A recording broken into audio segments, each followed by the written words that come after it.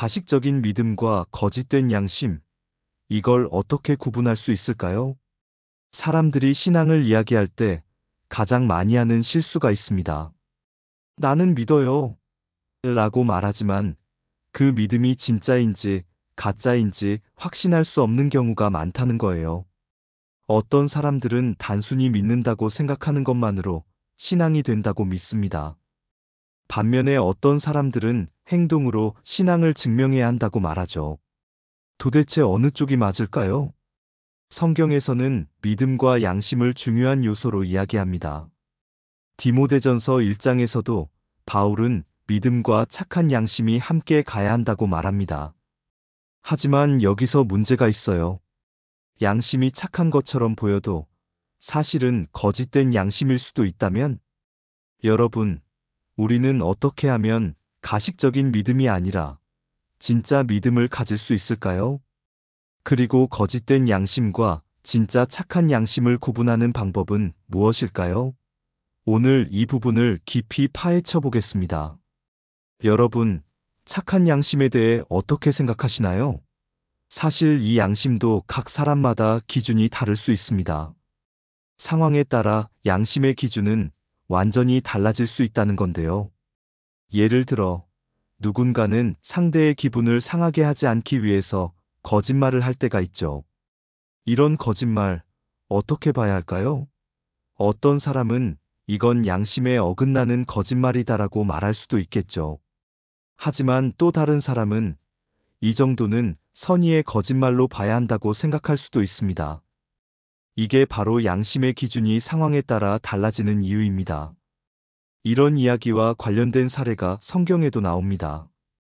바로 디모데전서 1장 13절과 15절에서 이야기하는 바울의 변화입니다. 바울은 과거의 비방자, 박해자, 폭행자였다고 합니다.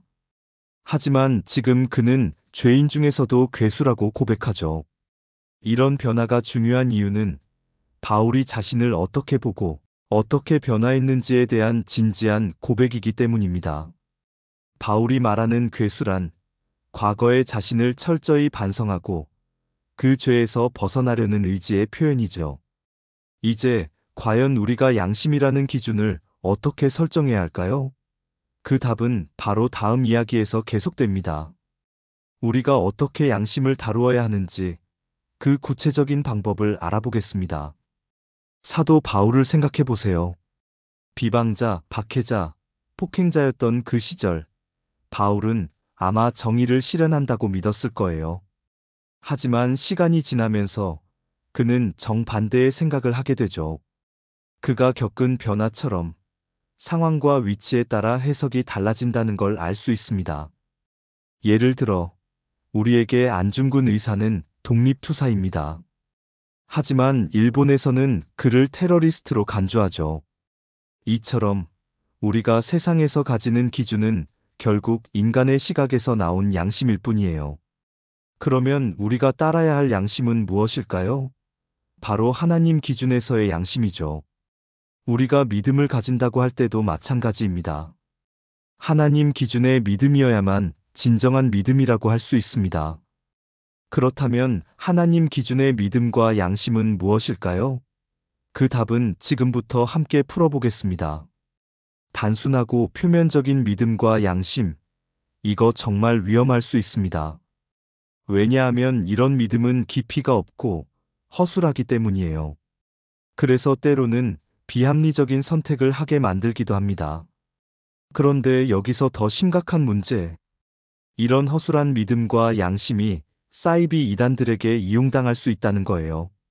말이 그럴듯하면 쉽게 넘어가고 감정에 휩쓸려서 잘못된 길을 선택하는 경우가 많습니다. 그래서 우리는 더 깊은 차원에서 믿음과 양심을 알아가야 합니다. 단순히 나는 믿어요 라고 말하는 게 아니라 하나님께서 원하시는 믿음과 양심이 무엇인지 제대로 깨닫는 것. 그렇다면 하나님께서 바라시는 진짜 믿음과 양심은 무엇일까요? 이제 그 답을 하나씩 찾아가 보겠습니다. 결국 중요한 건 성경을 얼마나 깊이 이해하려고 노력하느냐입니다. 단순히 읽고 지나가는 게 아니라 그 안에 담긴 의미를 진짜로 파악하려면 깊이 보려는 의지가 필수적입니다. 그럼 어떻게 해야 성경을 깊이 볼 수 있을까요? 첫 번째는 당연히 의지입니다. 그냥 습관적으로 읽는 게 아니라 정말 알고 싶고 깨닫고 싶다는 마음이 있어야 합니다. 그리고 두 번째는 배경 지식이에요. 성경이 쓰인 시대적 배경, 문화, 역사적 맥락을 알면 훨씬 더 선명하게 이해할 수 있습니다. 요즘은 인터넷 덕분에 이런 배경 지식을 찾기가 훨씬 쉬워졌습니다. 신학 자료부터 역사적인 설명까지 다양하게 제공되니까 적극적으로 찾아보는 게 중요하죠. 이런 과정이 쌓이면 성경을 읽을 때 단순히 문자 그대로 받아들이는 게 아니라 그 안에 담긴 깊은 의미를 파악할 수 있게 됩니다. 그렇다면 여기서 궁금해지죠? 단순한 배경 지식 이상의 진짜 깊이 있는 성경 해석을 하려면 어떤 접근 방식이 필요할까요? 이제 그 방법을 제대로 살펴보겠습니다. 꾸준히 성경 말씀을 깊이 이해하려는 노력, 이게 정말 중요합니다. 하나님의 뜻과 의를 배우고 그것을 내면화하는 과정에서 사람은 변화하게 됩니다. 이건 단순히 개인의 가치관이 바뀌는 것과 비슷하지만 훨씬 더 근본적인 변화입니다. 믿음이 자리를 잡고 양심이 깨끗해질수록 더욱 담대해지고 더 큰 평온이 찾아오기 때문이죠. 오늘 말씀을 정리하면서 기도로 마무리하겠습니다. 공의로우신 하나님을 찬양합니다. 오늘도 저희에게 귀한 말씀을 주시고 스스로를 돌아볼 수 있도록 인도해 주심에 감사합니다. 우리는 여전히 연약하고 부족합니다. 하나님께서 원하시는 믿음과 양심을 온전히 따르지 못할 때가 많습니다. 하지만 주님, 저희가 더욱 바른 길로 나아가기를 간절히 원합니다.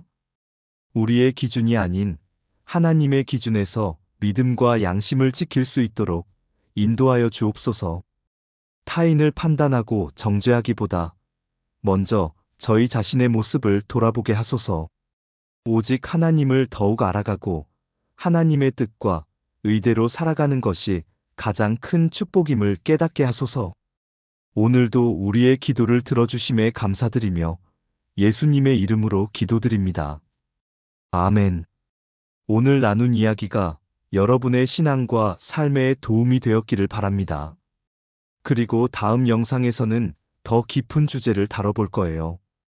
궁금하시다면 구독, 좋아요, 알람 설정해 두시고 다음 영상에서 꼭 만나요.